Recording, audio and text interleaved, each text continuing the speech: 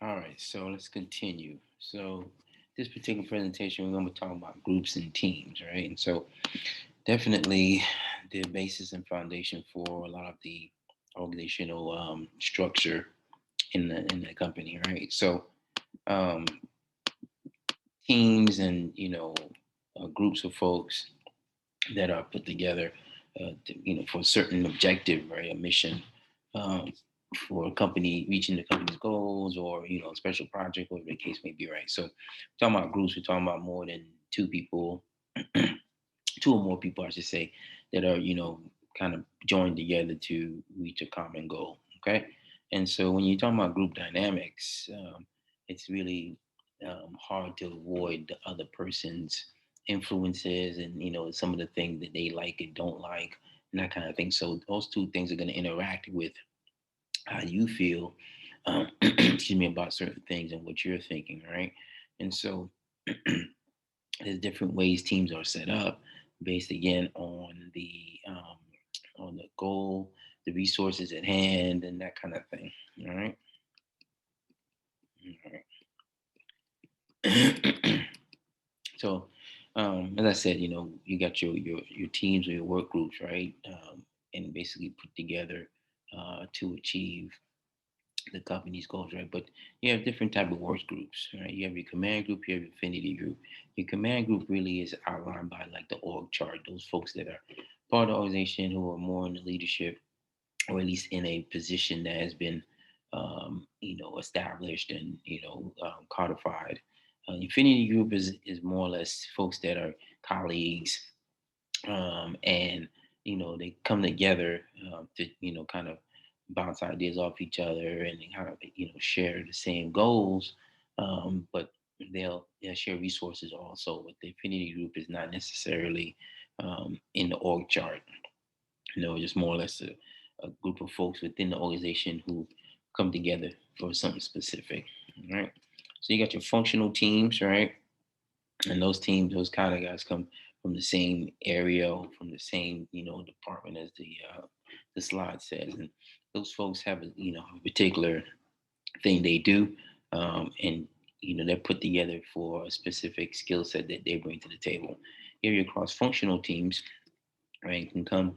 Those people come from different areas of the company, right, and basically they're put together based on the skill set that they bring to the table. So you can have a cross-functional team that has excuse me, a marketing person or HR person and also an operations person. So that's a cross-functional team because they all have their area of expertise that they kind of bring to the table and go off of that, right? Then you have your problem solving teams, right? Those are put together to solve a specific problem and to improve work, right? Self-directed teams really kind of write their own scripts, sort of, and they do their own thing. They're kind of like a self-sufficient small company, sort of, right? So they have their own agenda, have their own, ways of handling scheduling and evaluations and things like that. But your team, just like it says, right, it's just there to kind of look into things and figure, okay, it's this endeavor worth going on, right? We're checking it out. More of an exploratory team, also, you might hear that term used. So those guys are used to really just get in, check things out, see if there's a viable option or an idea that we can, kind of build upon and say, okay, well, we're doing, let's go into this particular project. It's worth it or it's not worth it. Virtual teams, which we're kind of here being online, we're all over the place probably. Okay, so virtual teams are the biggest difference is just geographics, right? So geographically speaking, we're in different areas, but we come together via technology, which we couldn't do before, to go ahead and try and meet the mission and obtain the objectives. Global teams a little different, right? Just has people from different countries, right? But you can definitely have a global team that meets virtually, or you have face to face, right? A lot of times, in most cases, because of technology now, you have it more virtual.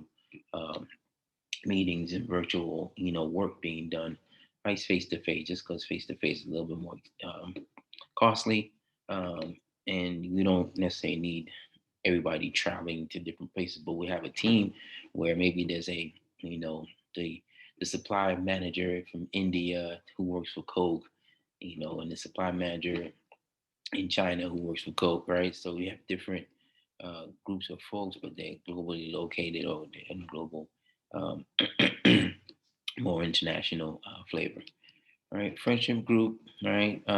Just really, the group of folks that come together, uh, have a good time. Not to say have a good time, but they just get along together, right? Just more of an informal group where you kind of have I don't want to call it a clique, but you have a group of folks that you work with that you like, and so it becomes your friendship group, right? Interest group, more or less a group that's formed around commonality or things that we all find, um, you know, some consensus in, right? We all like to, I don't know, um, play baseball or something, right? And so you have that kind of group, but it's based on strictly on the interests that we all have in common, right? Some factors, when we're looking at group performance, right? Really, it's about the composition, the size, the norms, the informal leadership, and the cohesiveness. Okay, all those things, have an impact on how the group performs.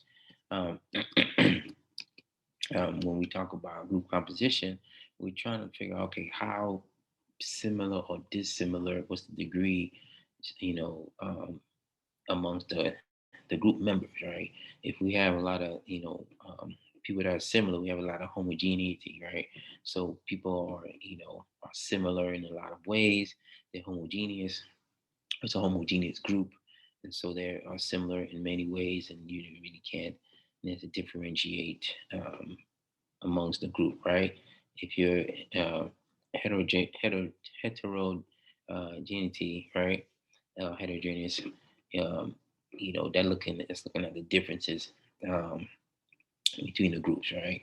And so when you look at if something is heterogeneous, um, you really trying to figure, okay, how different are we, right? And to what degree are we different? Now, the reason we look at group composition because I want to know, okay, if we have groups that are very homogeneous, then we might have the same thought pattern. We might have the same, ideas. We might think this, along the same lines. That's not always a good thing because you might want to be a little more heterogeneous, and where you have different perspective. People have not a lot of differences, but enough to where it creates um, an environment where there's different perspectives being introduced, right? Now, the problem with that is that you may be so different that you get into conflict, right? And you can't ever agree on anything. Nothing is ever, like, oh, okay, yes, I agree with you on this, or I think that's a good idea. And so you have to really try to figure out how do we get around those things, right? Um, so with group composition, homogeneous groups are, more productive when the task is simple. All right, makes sense. Okay, heterogeneous groups are more productive when the task is complex, requires collective effort, demands creativity and thoroughness over speed. Okay, so you can see the the benefits of each and what it brings to the table, but also you have to think about the cons of of those two different type of groups. Group size definitely has an impact on the group dynamics. You don't want a group to be too small, but if you have too many people, there may not be an ability really to effectively manage those folks. It may not be the ability to effectively provide all the available resources for those folks. And you have to worry about the different relationships and forms of communication that are going to be inherent of a large group, right? You can have a lot of diverse thoughts and a lot more personalities to manage. Excuse me. A good point. Um, it says can increase the degree of social loafing. So basically, the larger the group, the easier it is for me to kind of disappear into the group, right? Um, because there's so many people. There's no individualized attention per se, and so it's easier for me to kind of blend in and kind of do my part, but at a minimal level, and still, get credit, like as if I did, a lot of things. Right. So, the bigger the groups, normally there's a lot of people that are kind of hiding in the groups and not necessarily carrying their fair share of the load. Right. Some of the things that you might look at that determine or at least have some impact on the ideal group size, right? The group's ability to, get along with each other, right? And how much sway or impact do they have on each other? Do they respect each other, right? Maturity of the group, right? How long has the group been together, right? Is it just a newly formed group?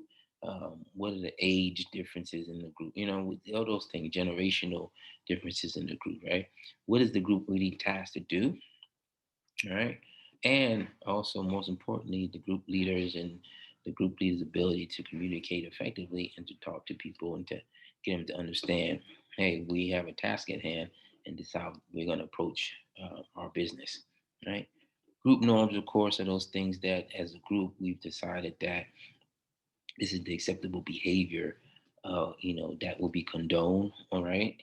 So group norms are very, very subjective, right? So one group may very well, condone something, whereas another group may not. And that's just the way it is, if we look across the board globally, right? Certain things are accepted in some countries, and other countries they're, sacrilegious and just not to be, kind of done. And so you have to understand the group norms and what the expected behavior is. And then when that behavior happens, what are the consequences to that behavior? But again, the group is going to set those norms, are going to set the rules, right? Set the law. So think about, if you have a group of criminals or a group of, people that are living a certain way, um, their their idea of justice, it might be a little different than, another group who's not involved in those activities per se, right? Um, and so you have to kind of, balance that out and try to figure out, okay, what are the group norms here? In a corporation setting, the group norms are usually pretty set. They're pretty good, but again, they really go with, the personality of the leader, and usually the most influential person in the group, kind of determines the group norm. Not that they don't determine them, but they definitely have some impact on what the group will accept and what the group won't accept. All right. It's purposes of norms, right? So of course, purposes of norms, they kind of like they're just rules, right? It's the rules. How are we going to conduct ourselves, right? And once we, conduct ourselves appropriately, then these are the consequences. We conduct ourselves inappropriately, these are the consequences. But those things need to be laid out early on so that people know what's expected of them. What behavior will be tolerated and what behavior will not be tolerated, and then what's, grounds for dismissal, what's grounds for, being rewarded.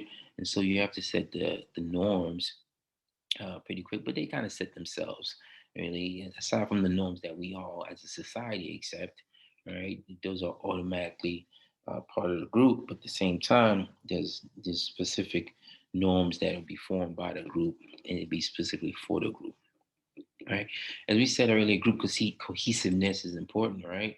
How to what level is the group going to kind of stay together in the face of challenges? Are they, dedicated to each other? Are they committed to each other? Are they willing to really like go that extra step to make sure that they're, they all have what they need and that kind of thing, right? So you have to really kind of take, a hard look at, how cohesive is the group. The more cohesive the group, the more likely you be successful in whatever endeavor you are trying to attain, right? But um, you really want to, try to get the group as tight as possible when, try to get as much synergy as possible. Okay. So it's just talking about some group leadership here. You got your informal leaders, and I said before, um, it's the informal leader is really the person that, or people that, have some influence and some sway on the group, but aren't necessarily in a positional, any authority or position, positional power, right? They have informal or more of a power that because of their relationship or because of their status or because who they are, their experiences, they have some leadership influence and can impact the group in kind of the um, informal kind of sounding board. All right, they engage in that leadership activity without a formally recognized right. Um, Often draw from reference or expert power, because a reference the word I was looking for. Um, so people will revere them or people will respect what they have to say, and they can be very useful, right, when you're really talking about trying to get the team to come together, and the team doesn't necessarily want to bring every issue to the positional leader. They may bring it to the leader that's considered the informal leader. Okay, when it comes down to stages of group development, there's four stage, right? There's mutual acceptance, communication, decision making, motivation, productivity, control, and organization, right? And so when you look at the stages, and how that goes about, right? You go new group formation. We come together. We accept that we are a group, right? We accept the fact that hey, we're going to come together and try to make this happen. Here we have to establish our communication and communication style and who are the major decision makers and who have the authority to make decisions. Okay. Um, it's about trying to motivate and increase productivity and trying to make sure that there's some control and organization. And this is extremely important because this is where the leader, informal and formal, will make sure that people are doing what they're supposed to be doing. Okay. So, as you can tell, it goes from new group formation, mutual acceptance, communication, motivation, control, and then you have your new tasks, new members, and then they kind of come into the group and then boom, they go through the process with the group, as a whole, right? So when you first forming your group, this would be, not a rough, but definitely going to take some time.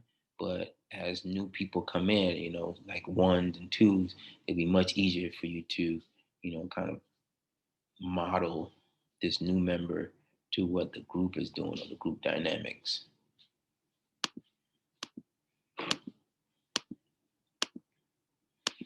Okay, some team performance factors here.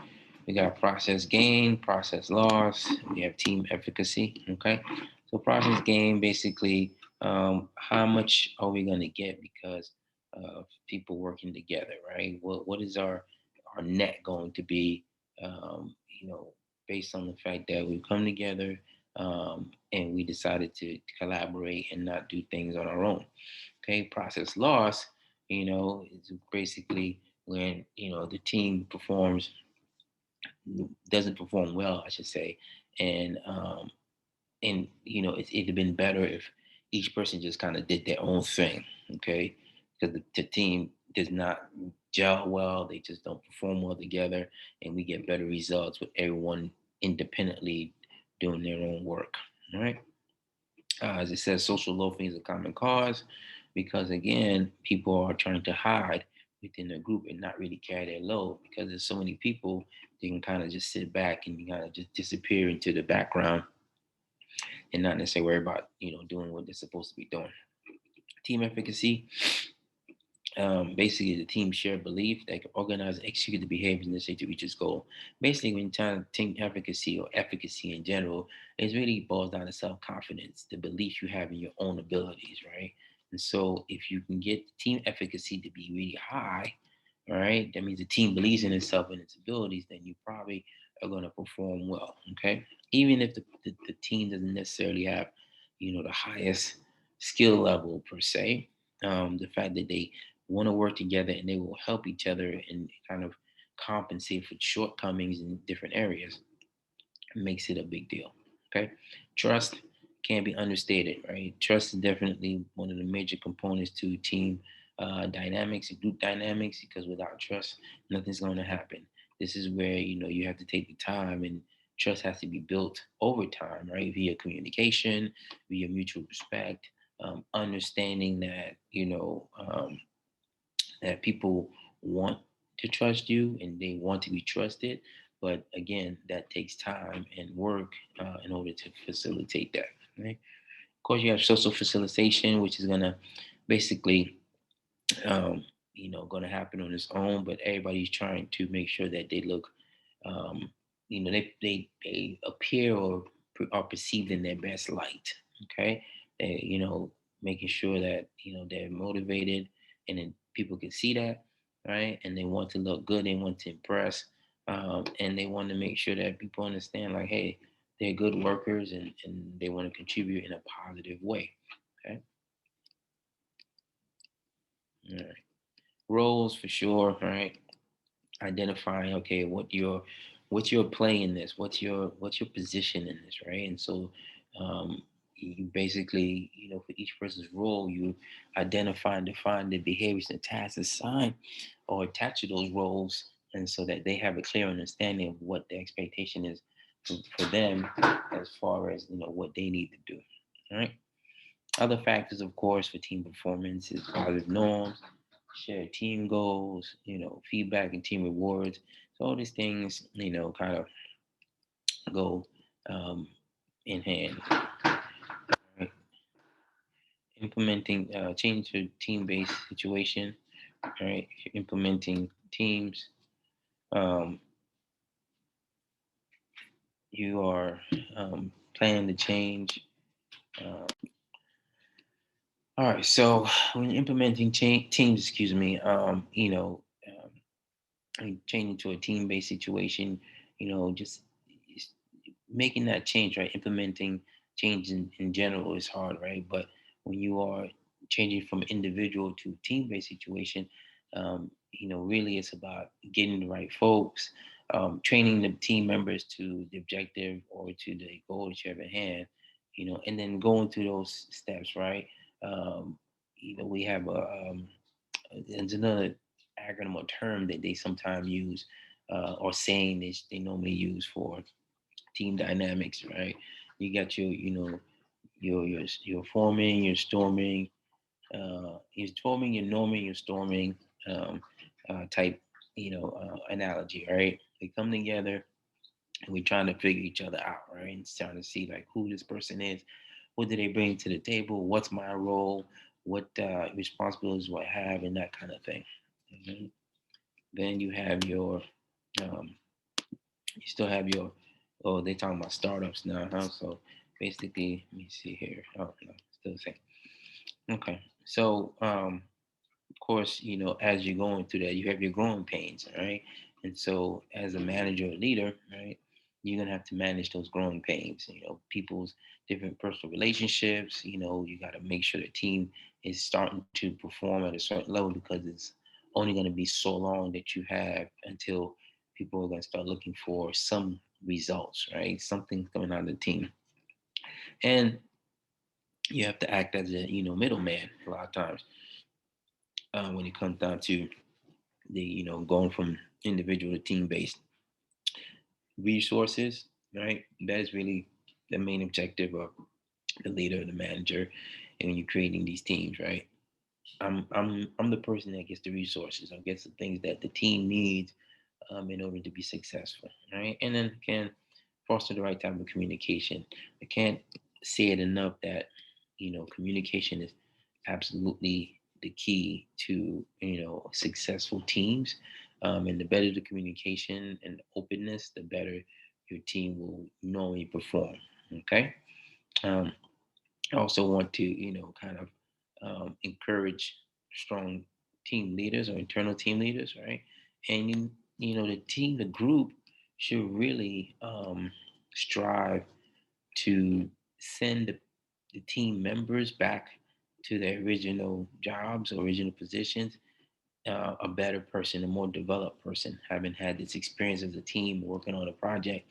That person should go back, with a new skill set, right? Understanding what team dynamics are, understanding that, I can be part of the team and have my role and do it well and contribute in a positive way. Okay. All right. So this other stuff. All right. So team implementation, excuse me, you got your startup, like we just went through, reality unrest, leader-centered team, tightly formed team, self-management team, right? So we have all kind of different teams that we can definitely look at. Okay, so team-based environment benefits. Okay, some of the things that you get from um, having teams, right? Enhanced performance. That's because as a group, collectively, we probably come up with better solutions and better ideas than individual employee benefits, right? We can, support each other, make sure that we are having a decent work-life balance, and trying to lower the stress, right?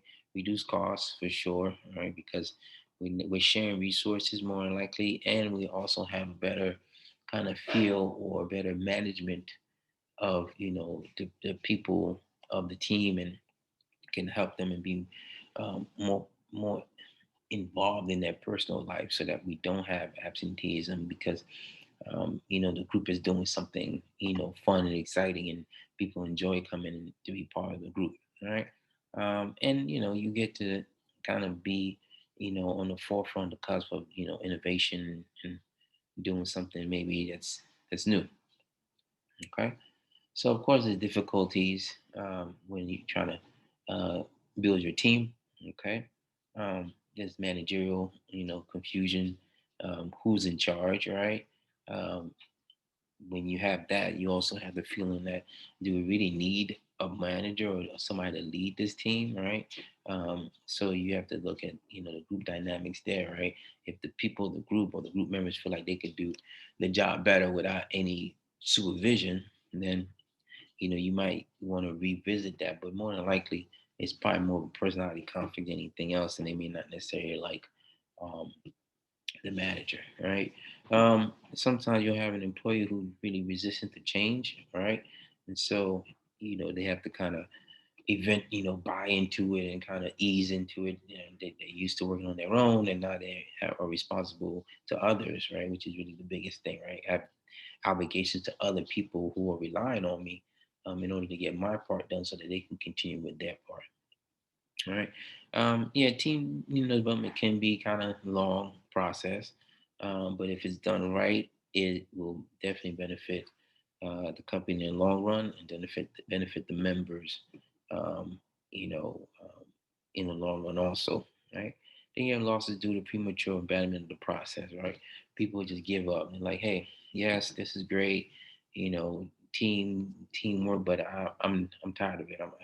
I don't want to do this. I don't want to be part of the team. Or that maybe the team is so ineffective and can't come together that they break the team up and say, you know what, this project is going to be either shelved, or we're going to get another group of folks that we think can get the job done, right? And you don't want to be on the receiving end of that, right? Some necessities for team-based success, right? Of course, you gotta have good management support, right, from the senior leadership, right? Without that support, or an advocate or a champion, it's gonna be hard to really get your project and your group off the ground, right? Understanding time frames. Again, groups are normally formed because of specific mission objective in mind, so you have time constraints, right? And then the change in organizational rewards, right? Like, what is important, and how do you compensate folks for being part of the team, and that kind of thing, all right? Okay. um, so definitely, like I said before, top management is important, because you need that leadership and that buy-in, and that show of support from top leadership, and people need to see that, oh, we have cover, top cover, because this is an important project or important objective for the company, and the senior leadership is giving us everything that we need in order to make it happen. Okay. Mhm. Rewards systems for teams, as I said, right? You got, your skill-based pay, your gain sharing systems, and team bonus plans. So depending on the company, they'll have different ways in which to compensate the team or the groups, right? Sometimes the group will get a portion of the savings. Sometimes, the group will get a bonus for meeting the objective and coming under budget, or under the timeline that they are established. So those are all ways in which to, incentivize the members of the group, right? Then you have your virtual teams because, we live in a day and age where we can do that technology wise, right? Challenges, of course, are the geographic and temporal separation, right? It's different when you're working with someone face to face than over the computer, right? And we can see that, or we all saw that during COVID, where the challenges of doing Zoom as compared to being in the classroom were a little different. Right?